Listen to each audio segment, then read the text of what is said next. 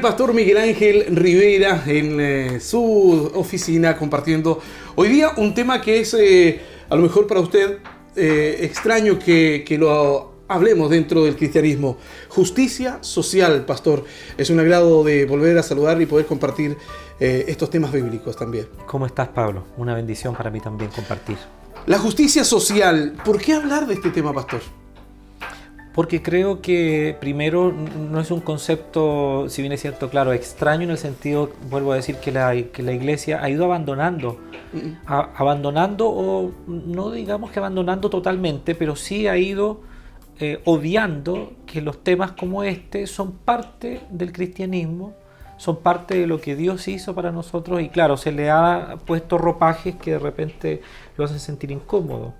Yo diría que eso es lo que resulta extraño, pero no es ajeno, eso quisiera decir, no es ajeno.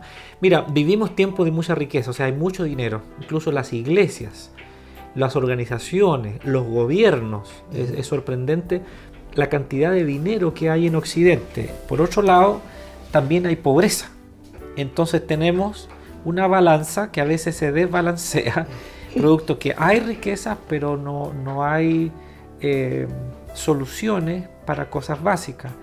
Y por otro lado, la reforma como tal, la reforma protestante, trabajó mucho el tema de la justicia, de cómo refundar otra vez las naciones y las culturas por medio de los conceptos bíblicos. Si podemos definir, para que nuestros televidentes puedan entender la definición de justicia social.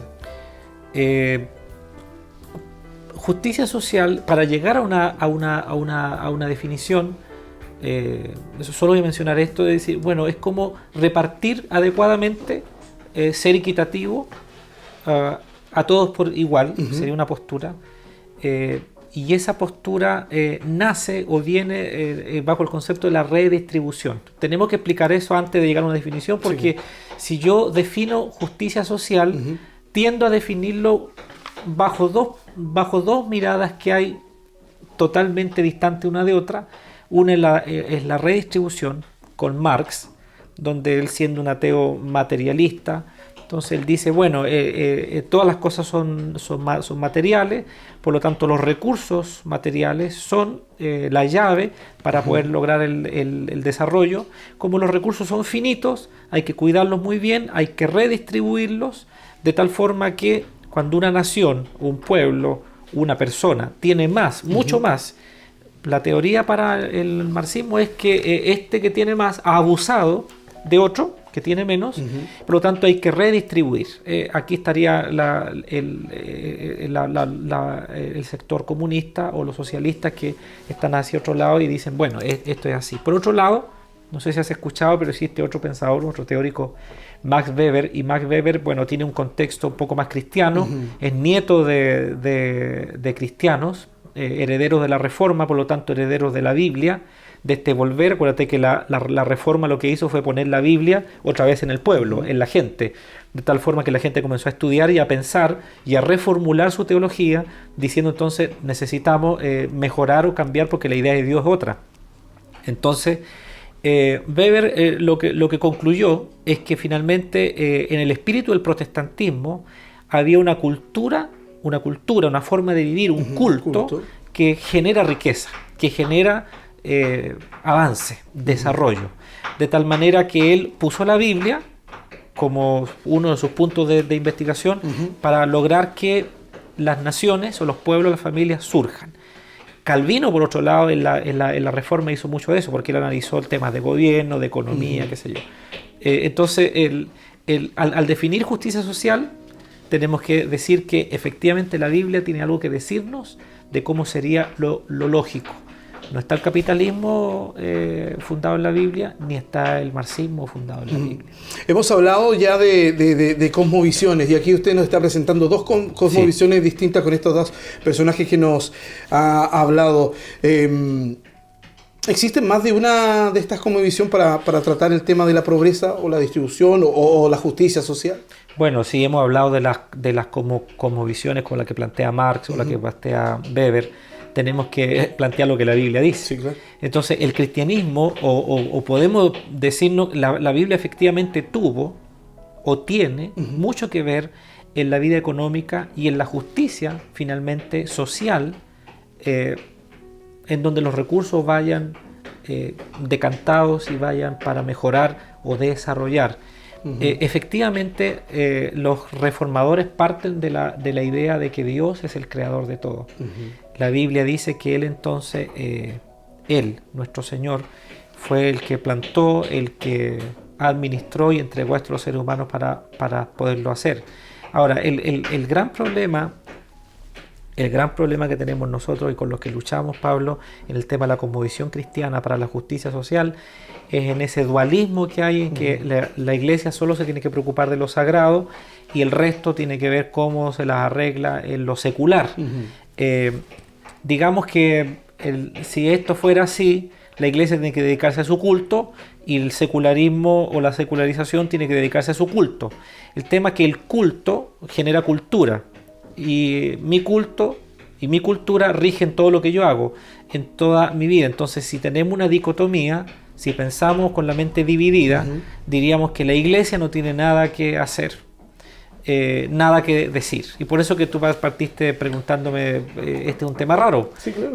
No es raro, visto desde el punto de vista único, de que todo lo hizo Dios y que la Biblia tiene principios. Y además que la Biblia nos enseña y el Señor dijo, enséñales todas las cosas. Todas las cosas. De tal forma que no son todas las cosas espirituales, sino que todas las cosas. Fíjate que antes de la Reforma, Pablo, por ejemplo, en educación solo los ricos podían educar a sus hijos. Los pobres no tenían eso. En cambio, los reformadores dijeron no. La educación tiene que ser universal.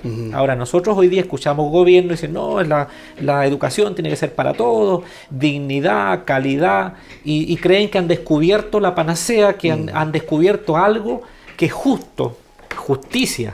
Esta es la justicia social que necesitamos. Pero resulta que esta idea no es de los políticos actuales, ni de las teorías políticas en el mundo. Esto ya tuvo su asiento en la Biblia, porque los reformadores, 5 siglos atrás, descubrieron que la Biblia decía esto. Entonces, de tal manera que lo mismo pasa en el gobierno. La democracia y todos estos conceptos ya están puestos aquí en la Biblia. Hemos hablado un montón de veces sobre conceptos y principios de gobierno. Sí. Ahora, por ejemplo, en el tema económico. En el tema económico, las naciones tienen una forma de hacer economía. En algunos casos dañan mucho a la gente, y por otro lado el pueblo tiene en su mente ya la estructura metida y asimilada en que, por ejemplo, tienen que endeudarse para poder vivir. No hay otra manera. ¿Qué dice la Biblia? Lo podemos tratar en otro programa, pero para ponerte el esquema, la Biblia y los reformadores llegaron a la conclusión en ella que existían 3 grandes elementos para la vida económica. Vuelvo a decir, si lo miramos divididamente, la iglesia debería solo preocuparse de orar para que la gente viva bien espiritualmente y llegue al cielo. Claro. Y los secularistas, la secularización afuera, debería ver cómo la gente gasta su dinero, cómo compra, cómo vende. Se nos ha dicho, tienes que endeudarte para poderlo hacer. ¿Qué dice la Biblia? La deuda no está prohibida, pero hay que pagarla. Y nadie puede endeudarse más de lo que puede pagar. Eso lo podemos hablar en un programa. Pero los reformadores concluyeron que la visión económica de Dios consistía en que había que trabajar todo lo que se pudiera, hay que ahorrar todo lo que se pueda, o más de lo que uno, lo más que uno pueda, y lo tercero, tienes que dar. Tienes que dar. Entonces, estos 3 principios: trabaja todo lo que puedas, ahorra todo lo que puedas, y comparte o da todo lo que pueda. Estaríamos bien en el primer punto. Trabajar. Según el pensamiento secular. Pero ahorrar y dar no cuadran con la cosmovisión de la cultura de hoy y de un siglo atrás. Y ahí entonces es donde nosotros empezamos a chocar con la cosmovisión bíblica. Por eso que es interesante cuando uno se acerca a estos temas, antes de definir justicia social, poner todo el marco. Hay trabajos que se están realizando también en nuestra iglesia, es por eso que puede usted estar escuchando de fondo algunos ruidos. Queda muy marcado esto, pastor. trabajar todo lo que se pueda, ahorrar lo más que se pueda y el dar lo más que se pueda. ¿El dar es específico en qué? El dar implica... ¿O el compartir? Claro, o sea, no puedo decirte, la Biblia dice, da aquí, da allá. La Biblia tiene principios. A los huérfanos no hay que dejarlos solos, a las viudas hay que darle prioridad, tienes que compartir con tu prójimo, ama a tu prójimo como a ti mismo. Te das cuenta que pasajes bíblicos que se usan para solo la espiritualidad se transforman ahora y se encarnan, se visten de un ropaje muy económico, muy social, porque ahí dice, ama a tu prójimo como a ti mismo. Claro, amar al prójimo puede implicar que yo vaya, te abrace, te acompañe y ore por ti, pero también amar a tu prójimo es vestirte, amar a tu prójimo es darte alimento, dar a tu prójimo es ayudarte en tu casa, dar a tu prójimo es levantar el cerco que a ti se te ha caído y tú estás enfermo. O sea, nosotros creo que lo que hemos hecho es vaciar la responsabilidad social que tenemos todos a un gobierno. Hemos dicho, el gobierno está allá, él tiene que ver. Él tiene que ver por la salud, por la educación, por la justicia, por la equidad, por todo lo que sea. Y yo me desvisto de esa responsabilidad contigo, de tal manera que el vecino no ayuda al otro. El cristianismo propone otra cosa. El cristianismo dice, tú tienes que trabajar, tú tienes que ahorrar y tú tienes que dar. Y estos principios creo que son muy básicos para que la justicia social sea mejor definida en nuestra sociedad. Vamos a invitarle a poder compartir estos conceptos también y definirlo detalladamente en otro programa. Fantástico. Me queda claro, pastor. ¿Podemos definir entonces que el cristianismo tiene algo que decir o definir a través de la justicia social? Sí, yo creo que si nosotros logramos comprender que la justicia social no es el único tema de la Biblia, pero la justicia social está dentro del concepto escritural, vamos a aceptar que Dios creó al ser humano, lo hizo variado, lo hizo creativo, lo hizo innovador, le dio la posibilidad de procrear, le dio la posibilidad de trabajar, fructificar y administrar lo que es de él. Entonces cuando las sociedades dejan afuera a Dios, ¿por qué lo dejan afuera? Porque han hecho una dicotomía, es decir, Dios en los templos, cerradito, tranquilito. ¿Quieren cantar adentro? Canten. ¿Quieren orar? Oren. ¿Verdad? Pero nosotros afuera vemos cómo administramos todo esto. Tenemos que volver a traer, Pablo, los principios de Cristo y aplicarlos sin temor, compartirlos sin temor a una sociedad que necesita cambiar su culto. No tener más culto al dinero, culto, y Jesucristo lo dijo, culto a lo social en exceso, sino que tiene que poner un equilibrio. Y eso me gustaría hablar contigo en algún programa futuro. Exacto. Junto al pastor Miguel Ángel Rivera estamos compartiendo este tema que es muy importante, tema de la justicia social, que sin duda nos va a quedar pendiente para poder tener otro programa, seguir hablando y terminar este tema, cierto, que nos llega muy cercano. Dijimos al principio, ¿cómo nosotros los cristianos podemos inmiscuirnos en este tema como concepto de justicia social? Bueno, aquí lo estamos viendo a la luz de la palabra del Señor. Pastor, muchas gracias por compartir. Gusto también, bendiciones. Nos vemos en el próximo programa. Si Dios quiere. Usted también siga junto a nosotros.